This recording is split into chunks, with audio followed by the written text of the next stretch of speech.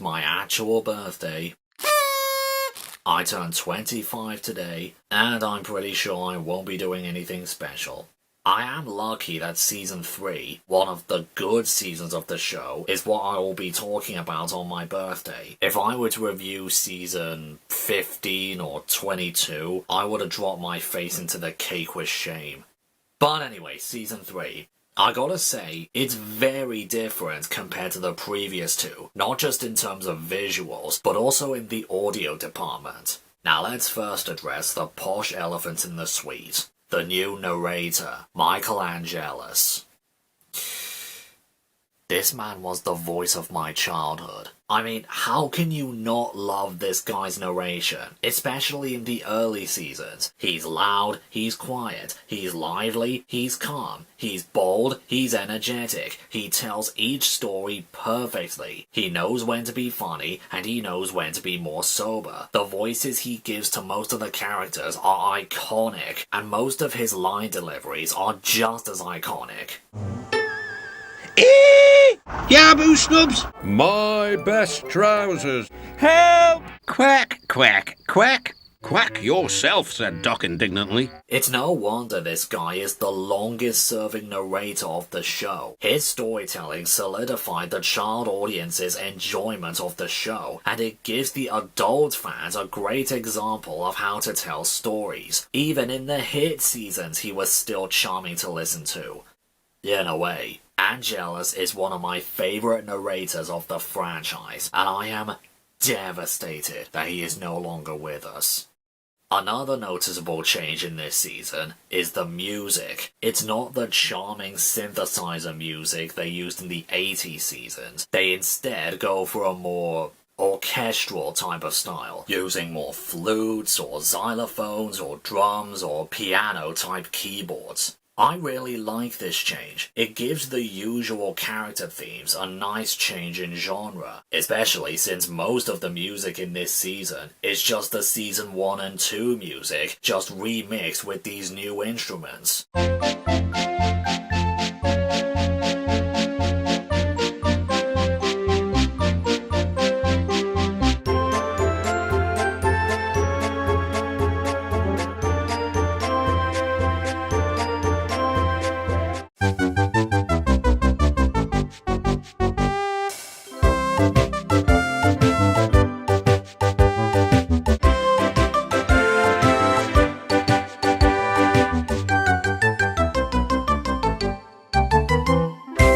But there are a few new tracks that I also like, including Mavis's theme,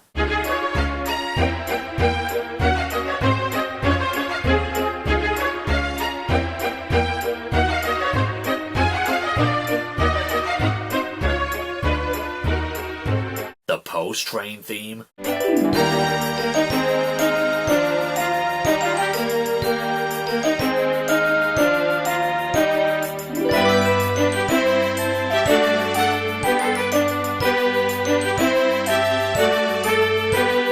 Oliver's escape theme,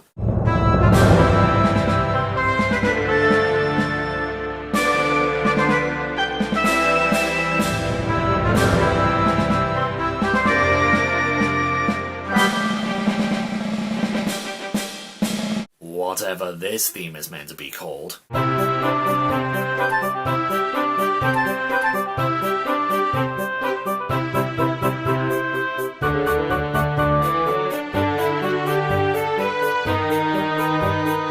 The Crash theme,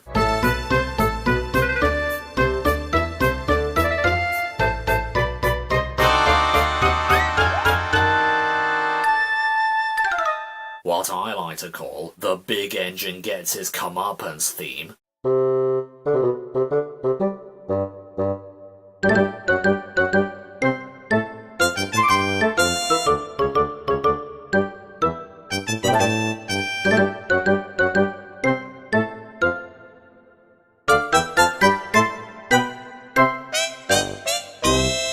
and the Chinese dragon theme.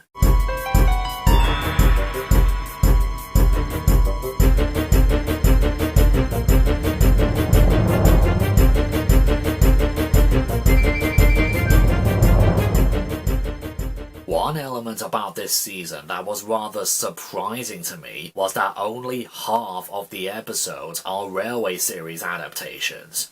Literally half. The rest of the episodes are either original stories from Allcroft and Mitten or adaptations of magazine stories written by, get this, Andrew Brenner. I'm serious, the same Andrew Brenner that saved the show in 2013.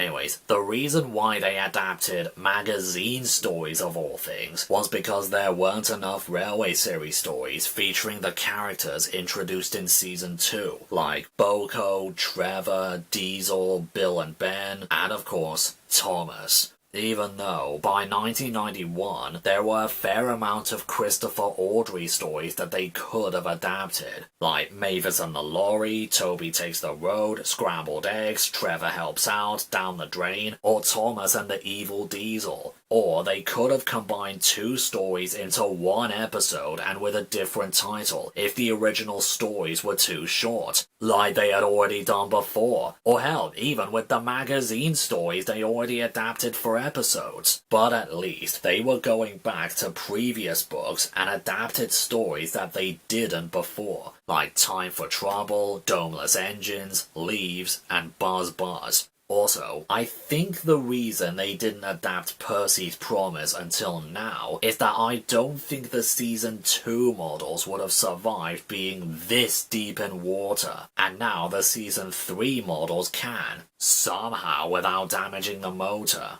And for magazine stories, these are really well written, though it's mainly because these were written with the TV series in mind, not the Railway series.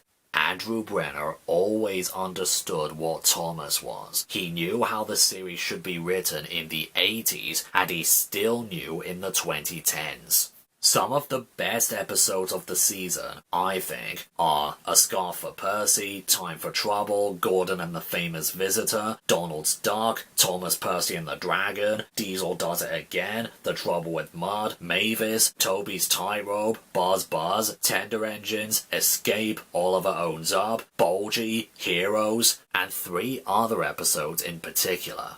1. All at Sea. Not only does it have beautiful camera shots, including this gem of a wallpaper, but it also has a deep message. Duck wants to see the world, but he can't because he's a steam engine. While it may sound depressing at first, he finds out that staying on Sodor and just being a steam engine has its positives. He is happy the way he is, and he would rather stay on Sodor and dream about the lands beyond the horizon. Maybe he could have said all of that to Mattel in 2017. 2. Trust Thomas. It was the first episode of Thomas I had ever watched, though it might have been Gallant's Old Engine. I don't remember. Even though this is basically the story Trucks before they even adapted it, this is still a pretty charming episode. It has Thomas's kindness when he is offering to help James out, it has a really well executed crash scene, and impressive camera work too. This episode was just so nostalgic to me that I just had to make a shitty redub of it. No matter how many times I say that these redubs are awful, people are still watching them and enjoying them. I don't get it. What can you see about them that I can't? And 3. Henry's Forest, mainly because of the beauty and atmosphere. From the shot of the forest to the gentle storytelling from Angelus, and not to mention the wonderful music. It starts off peaceful and calming, and then transitions smoothly into dramatic tension when the storm hits. It becomes sad and mournful when the forest is destroyed, but then cheerful and uplifting when they plant the new baby trees. And the important message that nothing lasts forever. Some things may change or end, but there is always hope and light on the other end, that someone or something else just as grand will take its place. Really relatable, actually. One nitpick I have with the UK version of this season, though, is that most of Michael Angelus's narrations are out of sync compared to the footage. Your parts are worn, Toby, so you must go to the works to be mended. Can I take Henrietta, sir? No. What would the passengers do without her? This might be due to the fact that he did one take of narrations that was less energetic, and they synced the footage up with those takes. Bad luck, Bertie. Now, if you were a steam engine, you would run on a pair of reliable rails. But then the second take had different pacing, timings, and amount of oomph to the performances, so it didn't really match up. Bad luck, Bertie, said Thomas.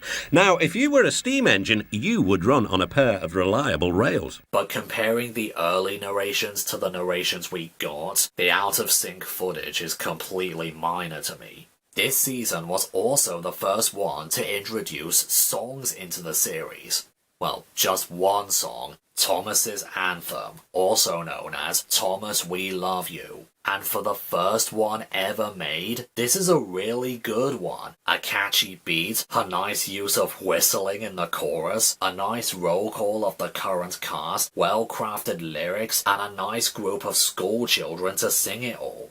And finally, there was a nice selection of sets from this season. From the canal to the castle tunnel, the ever-expanding harbour, the waterfall bridge, Henry's Forest, and this three-way railway bridge.